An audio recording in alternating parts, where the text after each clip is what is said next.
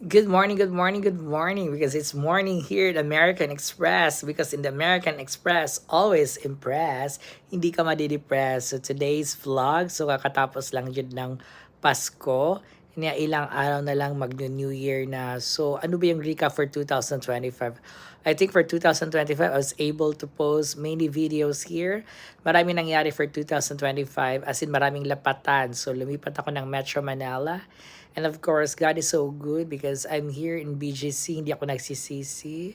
And I'm hope na next year pag ma-recap to na video, I hope so na dito pa rin ako sa American Express na always impress. So this is the back portion of American Express. As you can see, Shangri-La over there. And yung countdown is dyan siya baba, guys.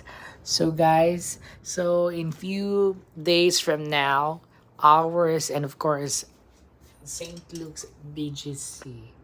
Yes. Ayan yung St. Luke's BGC. Ay, hospital ng mga elite. Hindi tayo madidelete.